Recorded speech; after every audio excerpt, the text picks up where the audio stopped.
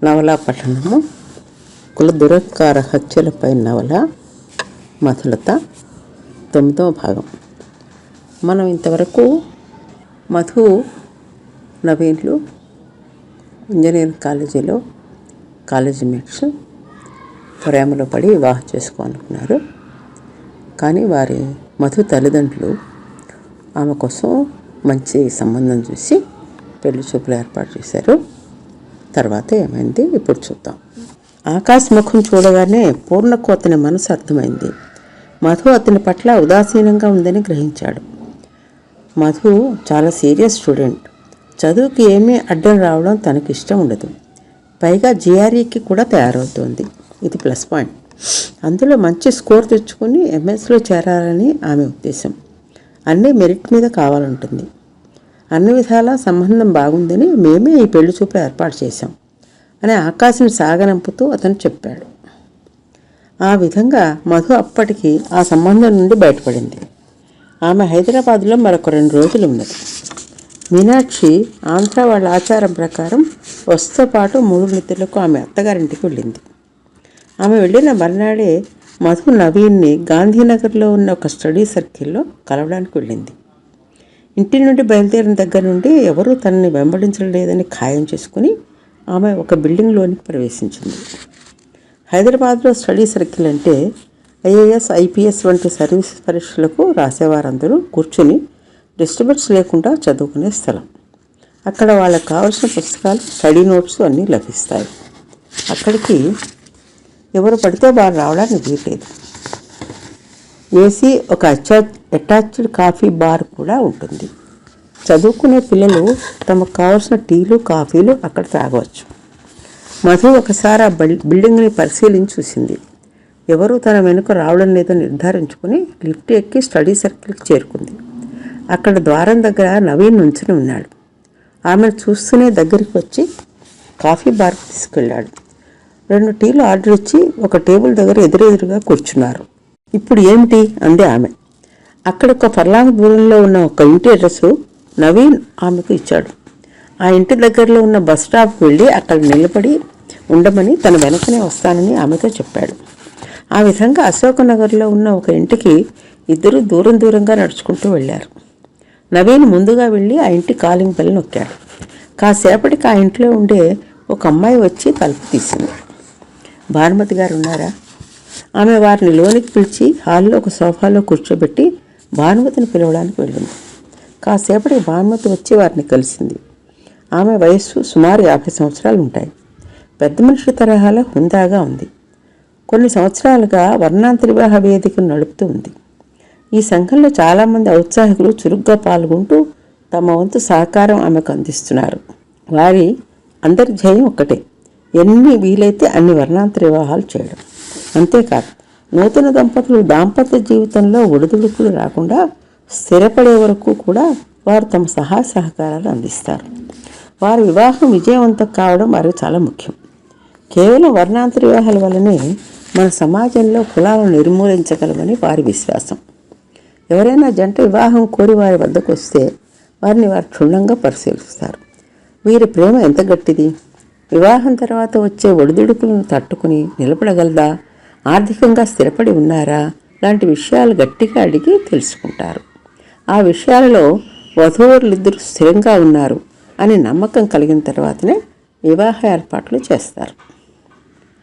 భానుమతి వచ్చి వారి ఇరువురు ఎదురుగా కూర్చుంది. 2 గ్లాసులతో వారిద్దరికీ చల్లని మంచినీరు ఇచ్చింది. వారి కథ ఆమెకు ముందే తెలుసు. జంట చక్కగా ఉంది, కానీ ఇద్దరి కుటుంబాల స్థాయిలో చాలా తేడా ఉంది. మరి వీరు ఎలా సర్దుకుంటారో అనుకుంది. ముందుగా నవీన్ గురించి అన్ని వివరాలు అడిగి తెలుసుకుంది. అమ్మాయిని గురించి ఆమె బాగా డబ్బు, రాజకీయ పలుకుబడి గల నాయుడు వారి అమ్మాయిది కూడా విజయవాడ. ఒకవేళ ఆమె వివరాలు కనుక బయటకు వస్తే ఆ పెళ్లి ఎప్పటికీ జరగదు. ఇద్దరికీ ప్రాణాపాయం కూడా అంటూ అతను చెప్పాడు. ఆమె వెంటనే పరిస్థితి గ్రహించింది. 4 ఖర్చుకొని చాలా ప్రమాదకరమైన పరిస్థితి. వారు ఇప్పుడు ప్రభుత్వాన్ని ముంచగలరు, దించగలరు, ఉంచగలరు. అంత పలుకుబడి ఉంది. వాళ్ళు డబ్బు, అధికారంతో ఎంతకైనా వెనుకాడరు. చాలా జాగ్రత్తగా వ్యవహరిస్తేనే మీరు బ్రతికి బట్ట కడతారు. నవీన్కు గట్టి దెబ్బ తగిలింది. ఆమె తమలాంటి జంటలను ఎందరినో చూసి ఉంటుంది. తప్పక తమకు సహాయం చేయగలదు అని అతను ఆశించాడు. క్రితంసారి వచ్చినప్పుడు మీరు మా పెళ్లి జరిగే ఉపాయం చెప్తాను అన్నాడు. మధు కల్పించుకుని అంది. ఒకసారి మా పెళ్ళి అయిపోతే వాళ్ళు మా జోలికి రారు అని మా నమ్మకం. ఎందుకంటే నవీన్కి ఏమైనా అయితే నేను కూడా బతకను అని వారికి తెలుసు.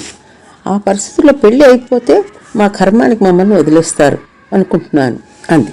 అలాగే జరిగితే మీకన్నా అదృష్టవంతులు ఎవరు ఉండరు. అలాగే అవుతుందని ఆశిద్దాం. కానీ పరిణామాలు ఎంత తీవ్రంగా ఉంటాయో మీకు తెలియాలి కదా. అప్పుడే వాటిని ఎదుర్కొనేందుకు మీరు సిద్ధంగా ఉంటారు. పెళ్లి జరిగిన తర్వాత ఏదైనా అవాంఛనీయమైన ఘటన జరిగితే ముందే చెప్పలేదు అని మమ్మల్ని అనొద్దు. మీరు ఆ విషయంలో గట్టి నిర్ణయం తీసుకుంటే వివాహ విషయంలో ముందుకు పోవచ్చు. ఎలాంటి పరిణామాన్నైనా ఫేస్ చేయడానికి మేము సిద్ధంగా ఉన్నాం. 100కి 100 అంది మధు స్థిర చిత్తంతో. భానుమతి నవీన్ వంక చూస్తుంది. అతను అంగీకరిస్తూ తల ఊపాడు. సరే, మీకు ఇప్పుడు విషయం అర్థమైంది కదా. మీరు మీ పెళ్లి అయిన వెంటనే ఈ ప్రదేశం విడిచి మీ వాళ్ళు ఊహించినంత దూర ప్రదేశంలో కొన్ని నెలల పాటు ఎవరికీ కనపడకుండా దాక్కోవాలి. ఎంతకాలం అంటే ఇక్కడ మీ పెళ్లి వలన రగిలిన సెగలు పొగలు చల్లారే వరకు. చివరకు వాళ్ళు ఈమె ఏమైపోయిందా, బ్రతికే ఉందా లేదా అని భయపడాలి. అప్పుడు మీరు తిరిగి వస్తే మీ ప్రాణాలకు ముప్పు ఉండదు అని భావిస్తున్నాను. నవీన్ కొంచెం ధైర్యం చేసి ఇలా అన్నాడు. వాళ్లకు మా ఊళ్ళో నన్ను ఏమైనా చేసే దమ్ములు లేవు. ఎందుకంటే మా వాళ్ళు కూడా చాలామంది ఉన్నారు, గట్టిగా కూడా ఉన్నారు. వాళ్ళు 1 కొడితే వీళ్ళు 2 కొట్టడానికి రెడీగా ఉన్నారు. అందువల్ల 1 నెల పాటు మేము దూరంగా ఉంటే చాలు. ఈలోగా వాతావరణం చల్లబడుతుంది, మేము తిరిగి రావచ్చు. భానుమతి అంగీకారంతో తల ఊపింది. ఏమైనా పెళ్లి తర్వాత ఎలా దాక్కుని బతికి బట్టగట్టాలా అన్న విషయం మీరు ఆలోచించుకోండి. బాగా ఆలోచించే నిర్ణయం తీసుకోండి. ఆ తర్వాత ఏమైనా జరిగితే చింతించి ప్రయోజనం లేదు కదా. అర్థమైంది కదా. ఇద్దరూ అర్థమైనట్టు తల ఊపారు. అప్పుడు ఆమె వివాహం ఎలా జరుగుతుందో వివరించింది. మీరిద్దరూ మీ డిగ్రీ సర్టిఫికెట్లు, డేట్ ఆఫ్ బర్త్ సర్టిఫికెట్లు రెడీగా దగ్గర పెట్టుకోండి. తగినంత డబ్బు తీసుకోండి. పెళ్లికి సాక్షి సంతకాలు పెట్టడానికి 2 స్నేహితులను కూడా తీసుకురండి. పెళ్లి జరిపించే ఆర్య సమాజం వారికి కొంత ఫీజు చెల్లించవలసి ఉంటుంది. అప్పుడు ఏ రోజు ఏ టైము అనే విషయం మా వాళ్ళు వెళ్ళి వాళ్ళతో మాట్లాడి చెబుతారు. పెళ్ళి అయిన తర్వాత వాళ్ళకి మ్యారేజ్ సర్టిఫికెట్ ఇస్తారు. అది లీగల్గా చెల్లుతుంది. అది దగ్గర పెట్టుకుని ఆ పైన అదృశ్యమైపోండి. వారెవరూ ఆమె చెప్పింది జాగ్రత్తగా విన్నారు. కొంతసేపు ఆలోచించుకున్నారు. చివరకు ఆమె చెప్పిన దానికి ఒప్పుకున్నారు. ఆమెకు మనస్ఫూర్తిగా కృతజ్ఞతలు చెప్పి ఆవిడ దగ్గర సెలవు తీసుకున్నారు. వెళ్లే ముందు నవీన్ ఆమెతో అన్నాడు. మేడం, నేను ముందే చెప్పాను కదా, ఈ విషయం చాలా గోప్యంగా ఉంచాలి. లేకుంటే మా ప్రాణాలకే ముప్పు. నా పరీక్షలు 2 నెలలు అయిపోతాయి. ఆ వెంటనే మీ దగ్గరకు సహాయం కోసం వస్తాను. మంచిది, గుడ్ లక్. 2 నెలలు ప్రశాంతంగా గడిచాయి. నవీన్ సివిల్స్ ప్రిలిమ్స్ పరీక్షలు పూర్తయ్యాయి. తప్పకుండా పాస్ అవుతాననే నమ్మకంతో ఫైనల్స్కు తయారవుతున్నాడు. ఇంట్లో అంతా ప్రశాంతంగా ఉండటంతో తన పెళ్లి విషయం పరీక్షలు అయ్యే వరకు వాయిదా పడిందని మధు భావించింది. అయితే ఒకరోజు ఉదయం పూట బ్రేక్ఫాస్ట్ టేబుల్ దగ్గర రాబోయే ఉపద్రవానికి నాంది పడింది. పూర్ణకు ఎవరో బయట నుంచి ఫోన్ వచ్చింది. మధు అక్కడే ఉండి సంభాషణ వింటూ ఉంది. హలో, మీరు బాగున్నారా అంటూ ఆమె తండ్రి మాట్లాడుతున్నాడు. అవతల పెద్ద మనిషి, ఆకాష్కి మీ అమ్మాయి బాగా నచ్చింది.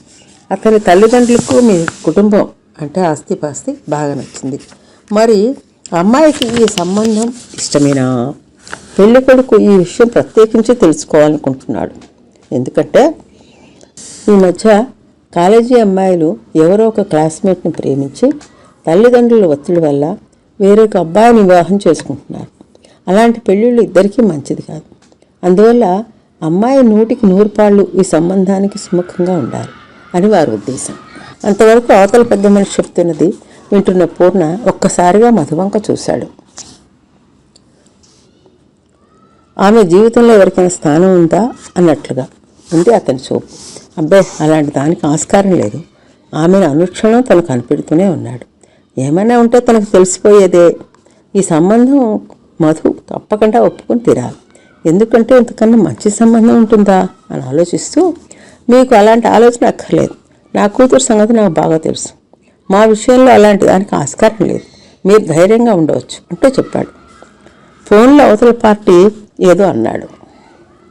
లేదు, ఆమె ఉద్దేశం ఏమంటే పరీక్షల ముందు ఎలాంటి డిస్టర్బెన్స్ ఉండకూడదు, జిఆర్ఈలో కూడా స్కోర్ రావాలని ప్రయత్నిస్తోంది, తర్వాత యుఎస్లో ఎంఎస్ చేయాలని ఉంది, అలాంటి దానికి ఇదే మంచి సంబంధం అని నా నమ్మకం.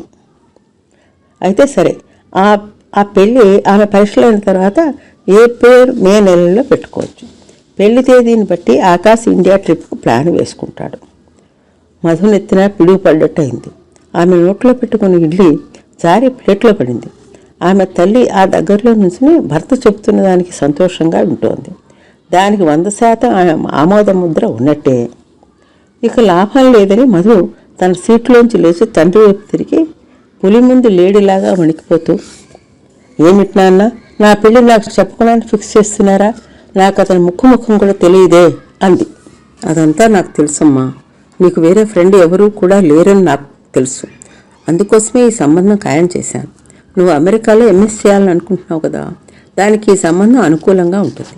అబ్బాయి అక్కడే ఉన్నా వాళ్ళ కుటుంబం అంతా ఇక్కడే ఉంది, ఆస్తిపాస్తులు చూసుకోనక్కర్లేదు, మనకంటే బాగా ఉన్నవాళ్లే. నువ్వు అమెరికాకు వెళ్ళాలనుకున్నావని మాకు ఇష్టం లేకుండా ఈ సంబంధానికి ఒప్పుకున్నాం, లేకుంటే ఇక్కడ నీకేం తక్కువ, రాణిలాగా ఉండలేవా? అతని గురించి నీకు నచ్చనిదంటూ ఏమీ ఉండదు. నాన్న, నేను పెద్దాన్ని అయ్యాను, నాకు ఇష్టమైన వాడిని నేను వెతుక్కోగలను. నువ్వు అమ్మ అందరినీ ఎదిరించి మరీ పెళ్లి చేసుకున్నారుగా. దుఃఖంతో ఆమె కొంచెం జీరమైంది. పూర్ణకు చాలా కోపం వచ్చింది. అయినా తమాయించుకుని ఆమె దగ్గరగా వెళ్ళి భుజం చుట్టూ చేయి వేసి తీసుకొచ్చి తను కూర్చున్న సోఫాలో కూర్చోబెట్టి ఆమె ముఖంలో ముఖం పెట్టి ఇలా అన్నాడు. చూడు బేబీ, మా విషయం వేరు, నీ విషయం వేరు.